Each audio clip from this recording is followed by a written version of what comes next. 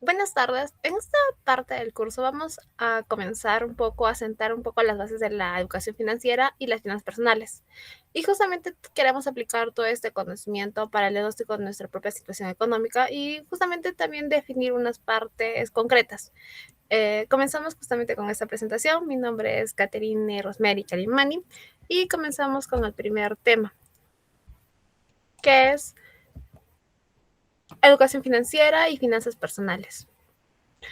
Eh, Vamos a empezar justamente en esta primera parte a aclarar algunos conceptos que solemos usar como sinónimos, pero en realidad no lo son. La educación financiera es un proceso justamente por el cual una persona adquiere conocimientos, habilidades y actitudes que le permiten comprender los productos y riesgos financieros y justamente con ello tomar decisiones informadas. Por otra parte, tenemos las finanzas personales, que en cambio son la aplicación práctica de este conocimiento, cómo se administra realmente el dinero, los activos y las obligaciones. De esa forma podrían ser también de forma personal o también familiar. Justamente el alcance de todo esto es muy amplio. Abarcamos de la parte de presupuesto, ahorro, crédito. Y todas, digamos que todo eso nos ayuda también a conocer o tener un poco más en control cuál es lo que queremos ver durante un ciclo de vida de una persona. Digamos que no necesariamente un momento puntual. ¿Y por qué es importante también todo esto? Digamos que una buena educación financiera ayuda al bienestar económico, reduce la vulnerabilidad ante crisis y justamente a nivel, digamos que personal también ayuda a fortalecer la inclusión y estabilidad de nosotros dentro del sistema financiero como tal. Eh, Hay que tener en cuenta que normalmente se combinan tres componentes en todo esto, que es el conocimiento, el comportamiento y una actitud financiera, que justamente no basta con saber, hay que traducir este saber en hábitos y tener la disposición también para realizar todo este tipo de acciones.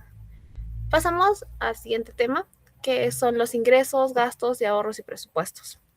En esta parte, la pregunta que nos tenemos que hacer es, ¿de dónde entra el dinero y hacia dónde sale? Los ingresos pueden ser activos, los que provienen de su trabajo, y justamente los pasivos también podrían representar las rentas que genera el capital que ya tenemos, como el alquiler o dividendos, o tal vez mixtos. También se clasifican en ordinarios o digamos que aquellos que recibimos de forma regular o extraordinarios, cualquiera que sea un bono o una venta puntual. Por otro lado, también tenemos los gastos. Eh, Aquí podemos distinguir los fijos, que son obligatorios, periódicos, de un monto fijo tal vez, como es alquiler, servicios, cuotas de crédito, o variables, es decir, que fluctúan según nuestro nivel de consumo, como la alimentación, el entretenimiento. Y otra clasificación importante podríamos tener frente a gastos que son prescindibles. Y justamente esta última es la clave a la hora de ajustar un presupuesto. Aquí podemos introducir una regla que es la regla muy práctica de la regla de 50-30-20, que es la 50% de ingreso para necesidades, 30 para deseos y 20 para el ahorro.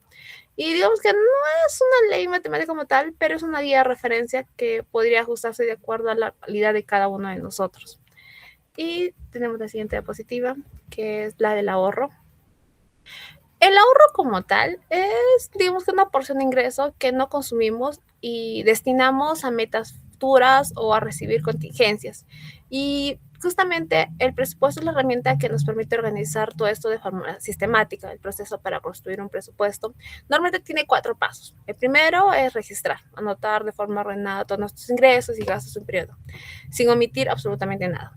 El segundo es categorizar, clasificar cada uno por tipo de prioridad, frecuencia. Y el tercero, que es proyectar, que es justamente estimar esos ingresos y gastos esperados para un siguiente periodo. Y la última parte que tenemos es la de control. En esta, control y ajuste, en esta justamente lo que queremos ver es comparar lo que realmente ocurrió frente a lo que habíamos presupuestado y corregir tal vez desviaciones. Digamos que este es un ciclo, digamos que no es una gestión de una sola vez, se repite periodo tras periodo y justamente eso es lo que nos ayuda a mejorarlo. Seguimos con la siguiente diapositiva, que en esta parte hablamos del diagnóstico financiero. Eh, y acá también tocamos lo que es el flujo de caja y el balance patrimonial.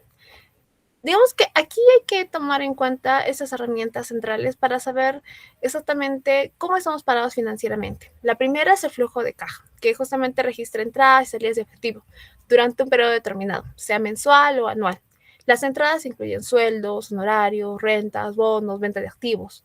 Las salidas incluyen gastos fijos y variables, pago de deudas, también puede ser el ahorro, la inversión, pero justamente hay que tener digamos que algo con el ahorro, que se puede contabilizar como una salida dentro del flujo porque es dinero que se aparta. Entonces, de esa forma lo podemos tener, lo podemos mapear. Y la fórmula sencilla de un flujo neto es igual a ingresos totales menos los egresos totales. Y el resultado es positivo, tenemos un superávit. Si es negativo, un déficit. Y justamente ese resultado es la base para tomar decisiones de ajuste. Otra herramienta a tomar en cuenta eh,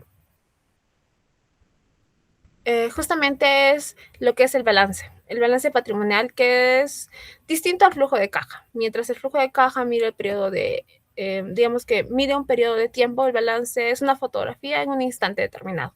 Aquí hablamos de activos, bienes y derechos que generan tal vez valor como efectivos, inmuebles, inversiones o vehículos. Y de pasivos que justamente son más obligaciones, deudas pendientes como préstamos, tarjetas de crédito o hipotecas. Y justamente la fórmula clave sería que el patrimonio neto es igual a activos menos pasivos. Y justamente aquí el balance es donde debe actualizarse periódicamente, porque muestra nuestra situación patrimonial y la cual bueno, suele ser cambiante y tenemos que revisarla con regularidad. Sigamos el siguiente tema, que hablamos un poco de lo que son las metas financieras de corto, mediano y largo plazo. Aquí lo que queremos ver es ver el diagnóstico de nuestras acciones. En vez de decir, sé dónde estoy, preguntarnos hacia dónde voy. Toda meta financiera, para ser útil, debe formularse, digamos que mediante un método. Aquí podemos recomendar el método SMART, que justamente es específica, medible, alcanzable, relevante y justamente definido en el tiempo. Y eso nos ayuda sobre todo a no solo decir quiero ahorrar más, sino decir quiero ahorrar tal monto en tal periodo con tal propósito. Y justamente de esa forma nos ayudaría. Lo podemos clasificar según, digamos, que un horizonte temporal, que sean las de corto plazo, menos de un año, incluir cosas a construir un fondo de emergencia inicial, pagar alguna deuda pequeño, hacer tal vez alguna que otra compra planificada. Las de mediano plazo, que ahí sí podemos considerar que sea entre 1 o 5 años, que puede ser tal vez la cuota inicial de una vivienda, un estudio de especialización, una compra de un vehículo. Y por último tenemos las de largo plazo, que son de 5 a más años.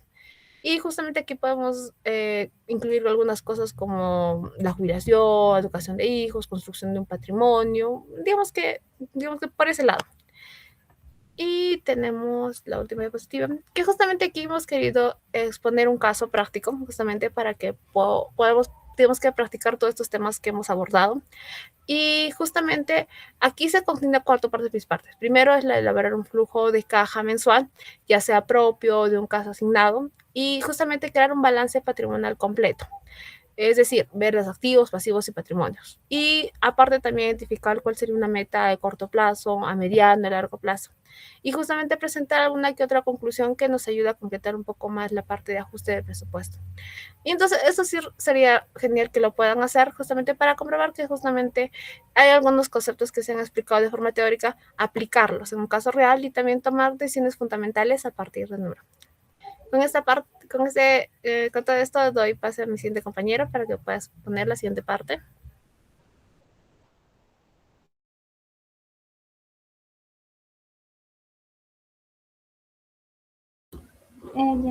Continuando con la exposición, en este caso vendría a ser el tema 6, que viene a ser endeudamiento responsable y lo que viene a ser historia crediticia.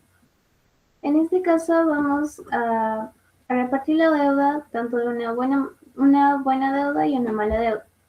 ¿Qué nos quiere decir la buena? Que es aquella que financia algo que nos va a generar valor o ingresos a futuro. Como ejemplo, supongamos una educación universitaria, la compra de una vivienda o iniciar un negocio. Por otro lado, la deuda mala, en cambio, financia un consumo que se deprecia rápidamente. Un ejemplo vendría a ser la ropa de lujo o vacaciones costosas. y no nos va a dejar ningún retorno económico. La clave para no caer en problemas es la capacidad de pago. En este caso tenemos la regla de oro, que es el total de las cuotas mensuales de todas nuestras deudas, que no deberían superar el 30% de nuestros ingresos neto mensual. A esto es a lo que se le denomina el famoso ratio de endeudamiento. Siguiente diapositiva. Ahora bien, ¿cómo saben los bancos si somos buenos pagadores? A través de nuestro historial crediticio, que es como un currículum financiero, ¿no? Las entidades financieras reportan nuestro comportamiento a lo que vendrían a ser las centrales de riesgo. Un buen historial donde pagamos a tiempo nos abre las puertas a mejores créditos, con tasas de intereses más bajos, y por el contrario, la morosidad nos cierra esas puertas. El consejo es simple: pagar siempre a tiempo es el mejor hábito financiero que podemos tener. Siguiente diapositiva. Ok, continuando el tema 7 vendría a ser el costo del dinero, en este caso los intereses y tasas. Ok, empezamos con el interés compuesto, que se le denomina el interés sobre el interés. Supongamos que tenemos 100 soles y nos dan un 10% anual. El primer año se estaría ganando 10 soles y el segundo año ganaríamos el 10% sobre los 110 soles, que vendrían a ser 11 soles aproximadamente. Así el dinero va a crecer de una forma exponencial. En este caso, la persona que entiende esto entiende el poder del ahorro a largo plazo. Por otro lado, tenemos la tasa de costo efectivo anual, que viene a ser la TCA. Supongamos cuando se pide un préstamo, no solo importa la tasa de interés, importa incluso mucho más la tasa de costo efectivo anual, que es la que incluye todas las comisiones, en este caso gastos y seguros. Es el costo real del crédito. Siempre se debe comparar la TCA entre diferentes entidades, no solo la tasa de interés nominal. Siguiente diapositiva. Continuando con la inflación y el poder adquisitivo. En este caso tenemos la inflación, que es el aumento generalizado de los precios y es el enemigo silencioso de nuestro dinero. Supongamos si tenemos ahorros que no generan rendimiento y la inflación es del 4%, nuestro dinero pierde valor. Es una fórmula sencilla, que la tasa de interés real es aproximadamente la tasa nominal menos la inflación. Si un depósito paga 5% y la inflación un 6%, estaríamos perdiendo un por ciento de poder adquisitivo. Siguiente diapositiva. Ok, siguiendo con el siguiente tema, que viene a ser gestión del riesgo personal y familiar. En este caso lo hemos dividido en 4 pasos, que vendría a ser primero, que es identificar los riesgos a los que vamos a estar expuestos. Como segundo, viene a ser evaluar, medir la probabilidad de ocurrencia y el impacto económico de cada riesgo. El tercer paso es mitigar, tomando ya sea medidas preventivas como contratar algún tipo de seguro, y finalmente el transferir el riesgo. Como ya mencioné, se puede hacer contratando un seguro donde pagamos una pequeña cantidad periódica, que en este caso se llamaría la prima, para que una aseguradora asuma la carga financiera de un posible siniestro hasta un monto máximo o cobertura. Siguiente diapositiva. Ok, para terminar con el siguiente tema que tenemos, bueno, continuando, vendría a ser los seguros como mecanismos de protección. Como ya mencioné, podrían ser diferentes tipos de seguros, y acá catalogamos 3, que vendría a ser seguro de vida, que protegen a los beneficiarios ante el fallecimiento o invalidez del asegurado, donde podemos incluir componentes de ahorro e inversión. Como segundo tenemos el seguro de salud, que va a cubrir en este caso ya sea gastos médicos, hospitalarios o de algún tipo de enfermedad, que reducen el impacto financiero de emergencias médicas.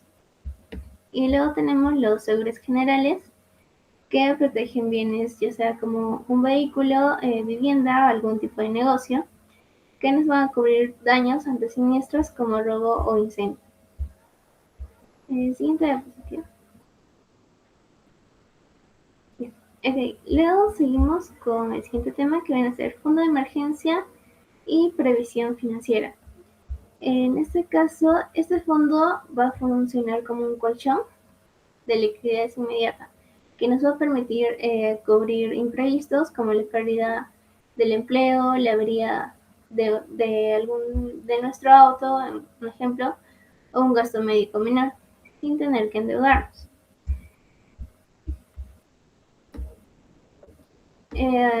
Luego, por ejemplo, ¿dónde guardarlo? Debe estar en un lugar de bajo riesgo y en este caso de alta liquidez. Es decir, que podamos disponer de él en cualquier momento y sin algún tipo de penalizaciones, como una cuenta de ahorros. Es crucial mantenerlo separado de nuestra cuenta corriente para no tentarnos en este momento de poder gastarlo, sino pensar en él como en un paracaídas de un avión. O sea, si no lo necesitas todos los días, pero te salvará la vida el día que lo vayas a necesitar. Siguiente diapositiva. Como último tenemos el caso práctico, que en este caso lo hemos puesto en 4 puntos, que tendría que ser el primero, calcular la TCA de dos alternativas de crédito y determinar cuál combina más. Luego tenemos el estimar el efecto de la inflación sobre un ahorro mantenido sin rendimiento. Como tercero, tenemos el diseñar un plan de gestión de riesgo familiar, identificando coberturas de seguro pertinentes. Y como último, vendría a ser sustentar las decisiones con base en la capacidad de pago del caso asignado. En este caso podría ser de cada uno, ¿no? Personalmente, la capacidad de pagos que según. Ok, sí, me acompaña.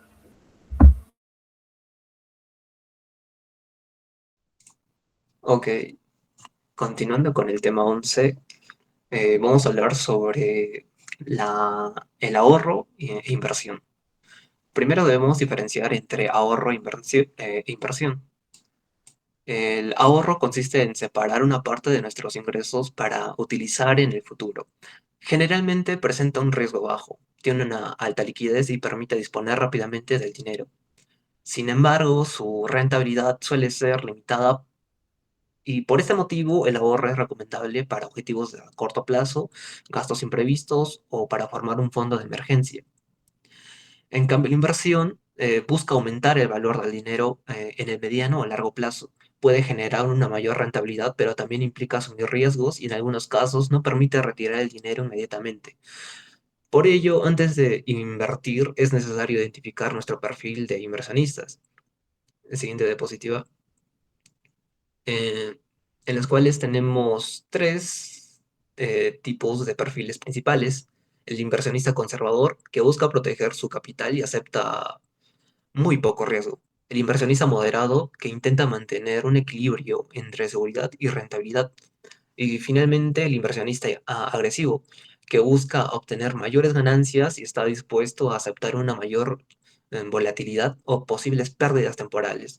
Este perfil depende de factores como la edad, los objetivos, el tiempo disponible y la capacidad para asumir riesgos. Siguiente diapositiva. En el tema 12 eh, se presentan los principales instrumentos financieros. Entre los instrumentos de menor riesgo encontramos las cuentas de ahorro, los depósitos a plazo fijo y los bonos. Las cuentas de ahorro ofrecen disponibilidad inmediata, aunque pagan pocos intereses. Los depósitos a plazo fijo ofrecen una tasa previamente acordada. El dinero debe mantenerse inmovilizado durante cierto periodo. Eh, Siguiente diapositiva. También existen instrumentos de mayor riesgo y rentabilidad. como las acciones, los fondos mutuos y los bienes raíces. Las acciones presentan una parte de una empresa y su valor puede aumentar o disminuir según los resultados de esta y las condiciones de mercado. Los fondos mutuos reúnen el dinero de diferentes personas y son administrados por profesionales en los cuales los bienes raíces obtienen ingresos mediante alquileres o ganancias por el aumento del valor de la propiedad. En el tema 13, siguiente diapositiva, se explica la diversificación. Diversificar significa distribuir el dinero entre diferentes tipos de inversiones. En lugar de colocarlo todo en un solo instrumento, por ejemplo, una persona podría mantener una parte de su dinero en depósitos a plazo, otra parte en bonos y otra en fondos mutuos. De esta manera, si una inversión presenta pérdidas, las demás pueden ayudar a reducir el impacto. Eh, Siguiente diapositiva. Sin embargo, la diversificación no elimina completamente el riesgo. Su objetivo es reducir el riesgo específico de depender de una sola empresa, actividad o instrumento. También se debe considerar el horizonte temporal, es decir, cuánto tiempo podemos mantener el dinero invertido. Generalmente, mientras mayor sea el plazo, mayor será la capacidad para asumir riesgos y recuperarse de posibles variaciones de mercado. Siguiente diapositiva. En el tema 14 corresponde a la aplicación práctica de estos conocimientos. Para diseñar una cartera de inversión, primero se debe identificar si el inversionista es conservador, moderado o agresivo. Después se seleccionan los instrumentos adecuados y se distribuye el capital considerando los tres elementos importantes, que es el riesgo, la liquidez y la rentabilidad. Por ejemplo, una persona conservadora tendría una mayor proporción en depósitos y bonos, mientras que una persona agresiva podría invertir una mayor cantidad en acciones o fondos de renta variable. Siguiente diapositiva. En el tema 15 se desarrolla la gestión patrimonial y la planificación financiera. La gestión patrimonial consiste en administrar de manera conjunta los ingresos, gastos, activos, deudas, inversiones y seguros de una persona o familia. La finalidad es que todas las decisiones financieras estén relacionadas con los objetivos de vida. Esa planificación cambia según la etapa de vida. Siguiente diapositiva. Durante la juventud es importante adquirir el hábito del ahorro y construir un fondo de emergencia. En la adultez se priorizan metas como la vivienda, la familia y el crecimiento del patrimonio. En la etapa previa a la jubilación se debe aumentar el ahorro previsional, reducir progresivamente el riesgo y finalmente durante el retiro se busca preservar el capital y generar ingresos que permitan mantener una buena calidad de vida. Y por último tenemos el tema 16, siguiente diapositiva, que aborda la protección del patrimonio, la jubilación, la herencia, la planificación y del retiro, en la cual este debe comenzar lo antes posible, porque los intereses compuestos permiten que los aportes realizados durante muchos años generen mayores resultados. No se debe depender únicamente de la pensión obligatoria, sino que también es recomendable contar con ahorros o inversiones complementarias. Siguiente. Además, la planificación sucesoria permite organizar cómo se distribuirán los bienes después del fallecimiento de una persona. El testamento es una herramienta legal que expresa la voluntad sobre el reparto del patrimonio. Planificar la herencia con anticipación puede evitar conflictos familiares, gastos legales y decisiones apresuradas. Siguiente. Bueno, finalmente nos muestran que no es suficiente solamente ahorrar.